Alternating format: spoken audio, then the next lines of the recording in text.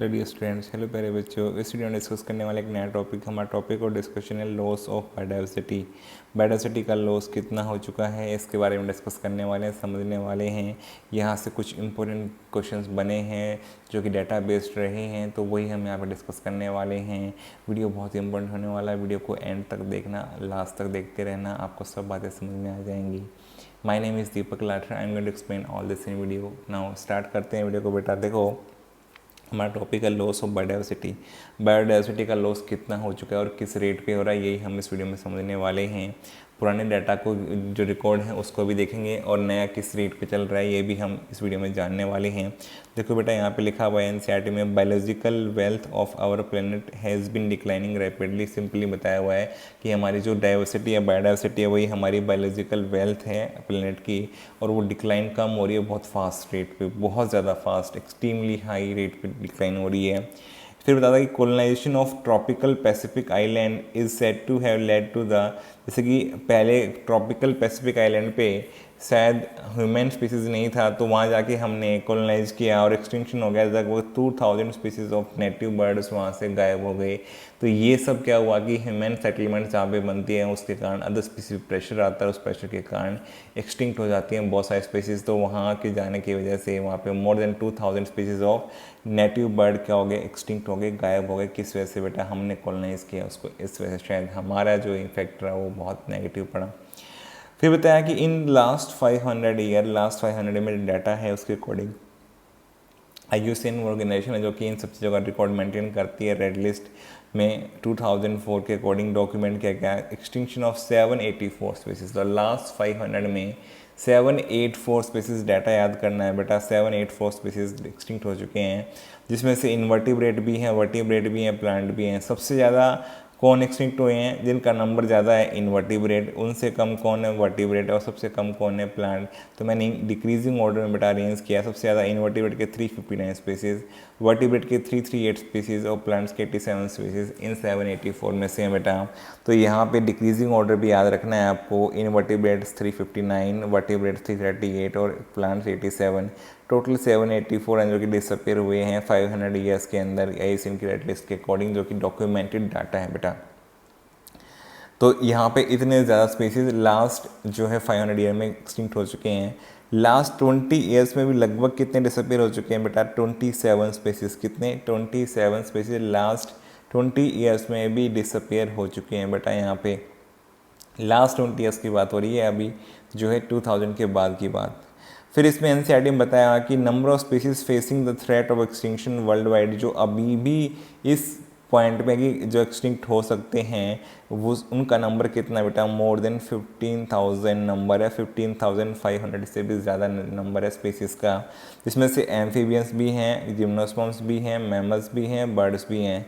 मैंने decreasing order में इनको लिखा है बेटा। एम्फीबियंस 32% तक, टोटल जितने भी एम्फीबियंस का 32% तक डिसअपेयर हो सकते हैं, गायब हो सकते हैं, एक्सटिंक्ट हो सकते हैं। जिम्नोस्पर्म 31%, जितने जिम्नोस्पर्म्स का 31%, मैमल्स जितने हैं उसका 23% बेटा, और बर्ड्स जितने हैं उसका 12% गायब हो सकते हैं इन 15,500 स्पीसीज में जो है। इनमें से एम्फीबियंस 32% है बेटा, जिम्नोस्पर्म 31% है, मैमल्स 23% है और 12% बर्ड्स हैं बेटा। आपको ये एग्जैक्टली याद करना है। डिक्रीजिंग ऑर्डर या इंक्रीजिंग ऑर्डर में क्वेश्चन आ सकता है। तो AGMB डिक्रीजिंग ऑर्डर है और BMGA हमारा, तो एक साइड का याद कर लो। डिक्रीजिंग ऑर्डर क्या है? AG amphibian, gymnosperm, mammals and birds. तो ये अगर डिक्रीजिंग ऑर्डर याद हो गया आपको, इंक्रीजिंग ऑर्डर भी आप वो रिवर्स कर देना उसका बस। तो एम्फीबियंस कितने रिस्पेक्टिवली ये भी याद करना, 32% टोटल का। जिम्नोस्पर्म 31% तक गायब हो सकते हैं। देखो सिंपली समझो, अगर मान लो 100 स्पीसीज हैं एम्फीबियन के, 100 में से 32 गायब हो जाएंगे, 30% से भी ज़्यादा। जिम्नोस्पर्म में अगर 100 है तो 100 में से 30 से ज़्यादा 31 गायब हो सकते हैं बेटा। अगर मैमल्स में 100 स्पीसीज है, मान लो तो 100 में 23 गायब हो जाएंगे, और बर्ड्स में अगर 100 है तो 100 में से 12 गायब हो जाएंगे बेटा। तो इतने ज़्यादा रेट पे यहाँ पे एक्सटिंक्शन या लॉस हो रहा है बेटा।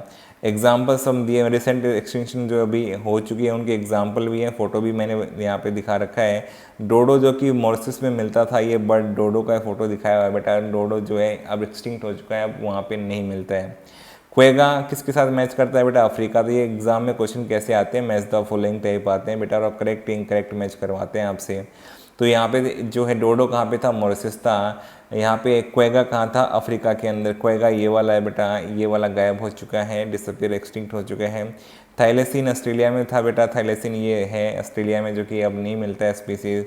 स्टेलर सी काऊ बेटा ये वाला है, जो कि रशिया में ज़्यादातर रशिया के आसपास मिलती है, वो नहीं दिखाई देती है। स्टेलर सी काऊ जो है डिसअपियर हो चुकी है, एक्सटिंक्ट हो चुकी है बेटा। तो आपको रिस्पेक्टिवली मैच करना है इसके साथ में। डोडो किसके साथ मैच होगा, मॉरिशस के साथ। किसके साथ बेटा, मॉरिशस के साथ। क्वेगा अफ्रीका के साथ, थाइलेसिन ऑस्ट्रेलिया के साथ बेटा, स्टेलर सी काऊ रशिया के साथ। ये मैच द फॉलोइंग या करेक्ट इनकरेक्ट मैच में क्वेश्चन यहाँ आते हैं बेटा, आपको एग्जैक्टली याद करना है बस ये वाली चीज़ें आपको। 3 सब स्पीसीज ऑफ टाइगर कौन से हैं बेटा, बाली, जवान, कैस्पियन, ये भी क्या हो चुके हैं, एक्सटिंक्ट हो चुके हैं। अब बताया कि बेटा ये एक्सटिंक्ट जो हुए हैं ये यहाँ पे ड्यूरिंग द लॉन्ग पीरियड जो कि 3 बिलियन ईयर से भी ज़्यादा रहा, since the origin and diversification of life on the earth there were 5 episode of mass extinction of species. अभी तक 5 बार ऐसा हो चुका है कि जितने स्पीसीज थे वो लगभग मास एक्सटिंक्शन में जा चुके हैं। 5 एपिसोड ऐसे हो चुके हैं और द 3 बिलियन ईयर्स का जो ड्यूरेशन रहा है टाइम पीरियड उसमें अब 6th एपिसोड चल रहा है बेटा। अब we are under the currently 6th episode हम देख रहे हैं एक्सटिंक्शन का। Then how is the 6th extinction presently in the progress different from the previous one से अलग कैसे है बेटा, अलग इसलिए है डिफरेंस इन द रेट्स में है। जो करंट स्पीसीज एक्सटिंक्शन रेट है बेटा वो एस्टिमेट किया गया 100 से 1000 टाइम फास्टर है, 100 से 1000 गुना ज़्यादा तेज़ है, 100 से 1000 गुना ज़्यादा फास्ट है बेटा। इतनी ज़्यादा फास्ट रेट पे डिसअपेयर हो रहा है in the pre human time, जब तक ह्यूमन स्पीसीज नहीं आए थे उससे कंपेयर कर रहे हैं। जिस रेट पे उस समय एक्सटिंक्शन हो रहा था ना स्पीसीज का, ह्यूमन स्पीसीज के डेवलप होने से पहले, उसके कंपैरिजन में अब 100 से 1000 टाइम्स तक हो गया है बेटा। तो आवर एक्टिविटीज़ आर रिस्पॉन्सिबल, तो ह्यूमन स्पीसीज के आने से ही शायद ये रेट कई गुना बढ़ गया है, जिसमें ह्यूमन का कंट्रीब्यूशन बहुत ज़्यादा है इस 6th एपिसोड ऑफ एक्सटिंक्शन में, जो कि 100 से 1000 टाइम्स तक फास्टर हो गया है प्री ह्यूमन टाइम से। फिर लास्ट में बताया कि बेटा देखो यहाँ पे जो इकोलॉजिस्ट हैं warn that if the present trend continue rise इसी तरह चलता रहा अगर एक्सटिंक्शन का रेट, तो nearly half of all the species, जो कि हमें पता है जितने हमें रिकॉर्ड कर रखे हैं, डिस्क्राइब कर रखे हैं बेटा 1.7 मिलियन के आसपास हैं, तो उसका हाफ क्या होगा कि यहाँ पे might be wiped out with in next अगले 100 ईयर्स में, एक सेंचुरी के अंदर क्या हो जाएगा बेटा, आधे स्पीसीज जितने उसका टोटल का वो जो है एक्सटिंक्ट हो जाएं या गायब हो जाएं यहाँ पे अर्थ से, ऐसा पॉसिबल है। इतना उम्मीद लगा रहे हैं अगर ये चीज़ें ऐसी चलती रही तो। देखो बेटा लॉस ऑफ बायोडाइवर्सिटी जब होता है तो इन रीजन दैट में लीड टू क्या होगा, उसके इफेक्ट क्या होंगे। लॉस ऑफ बायोडाइवर्सिटी से क्या इफेक्ट दिखता है, एक तो डिक्लाइन इन प्लांट प्रोडक्शन, वहाँ के प्लांट प्रोडक्शन के अंदर डिक्लाइन दिखने को मिलता है। तो वहाँ अगर लॉस ऑफ बायोडाइवर्सिटी होता है किसी रीजन में बेटा, तो लॉस इन प्लांट, जो लॉस होने से डिक्लाइन इन प्लांट प्रोडक्शन होता है। लोअर रेजिस्टेंट हो जाती है बेटा, रेजिस्टेंस लोअर हो जाता है, environmental perturbation such as drought वगैरह आ जाएगी, तो जल्दी से वहाँ का इकोसिस्टम रिकवर करके वापस से नॉर्मल स्टेट में नहीं आ पाएगा, तो लॉन्ग टाइम लेगा एज़ कम्पेयर टू जहाँ पे लॉस ऑफ बायोडाइवर्सिटी नहीं हुआ है उस से कंपेयर करने पे। तो लॉस ऑफ बायोडाइवर्सिटी होने से क्या हुआ कि लोअर रेजिस्टेंस हो जाएगा इन्वायरमेंटल डिस्टर्बेशन जो है पर्टर्बेशन सच एज ड्रॉट के अगेंस्ट। तो एक स्टेबल कम्युनिटी में देखा था जहाँ पे डायवर्सिटी लॉस नहीं था, वहाँ पे सारी क्या थी, प्लांट प्रोडक्शन मेंटेन रहता है, रेजिस्टेंस ज़्यादा होता है, और साथ में क्या होगी बेटा यहाँ पे लॉस ऑफ डायवर्सिटी होने से increase variability in certain ecosystem process such as increase variability, जैसे कि प्लांट प्रोडक्टिविटी में वेरिएशंस आना शुरू होंगी जो कि स्टेबल कम्युनिटी में नहीं होती हैं, अनस्टेबल कम्युनिटी में ऐसा देखने को मिलता है बेटा। साथ में प्लांट प्रोडक्टिविटी के अंदर क्या होंगे, चेंजेस देखने को मिलेंगे, वाटर यूज़ जो है ये भी बदल जाएगा, और पेस्ट एंड डिजीज़ साइकिल बदलते रहेंगे। तो बेटा पेस्ट अलग टाइप के होंगे तो डिजीज़ भी अलग टाइप के आने शुरू हो जाएंगे, डेवलप होने शुरू हो जाएंगे। तो यहाँ पे इंक्रीज वेरिएबिलिटी हो जाएगी in certain ecosystem process such as plant productivity के अंदर। इसके अलावा वाटर यूज़ जो है और पेस्ट एंड डिजीज़ साइकिल बेटा यहाँ पे चेंज होता दिखाई देगा। तो वाटर यूज़ पे भी इफेक्ट पड़ेगा कि बेटा वाटर का कितना यूज़ हो रहा है, कि एफिशिएंटली यूज़ हो रहा है कि नहीं हो रहा है, किस तरह की स्पीसीज़ वहाँ प्लांट के ग्रो कर रहे हैं। तो ये चीज़ कहीं ना कहीं यहाँ पर जो है वेरी करना शुरू हो जाएगी, इंक्रीज वेरिएबिलिटी हो जाएगी in certain ecosystem process due to loss of biodiversity. तो क्वेश्चन आ सकता है बेटा कौन सा लॉस ऑफ बायोडाइवर्सिटी होने से होता है पॉइंट, या कौन सा नहीं होता है। तो कौन सा होता है, यहाँ पे डिक्लाइनिंग प्लांट प्रोडक्शन होता है, लोअर रेजिस्टेंस हो जाती है टू इन्वायरमेंटल परटर्बेशंस और इंक्रीज वेरिएबिलिटी हो जाती है in certain ecosystem process such as plant productivity, water use और पेस्ट एंड डिजीज साइकिल में। तो ये तो कैरेक्टरिस्टिक लॉस ऑफ बायोडाइवर्सिटी होने से होते हैं बेटा, और कौन से नहीं होंगे ये क्वेश्चन एग्जाम में भी आ सकता है। तो आपको तीनों पॉइंट याद रखने हैं कि लॉस ऑफ बायोडाइवर्सिटी से कौन से यहाँ पे इफेक्ट देखने को मिलते हैं। और हमने देख लिया कि 6th एक्सटिंक्शन का जो एपिसोड है बेटा वो कितना फास्ट हो सकता है as compare to pre humans time, और कौन कौन से स्पीसीज़ बेटा गायब हुए हैं और कौन से कंट्री से हुए हैं।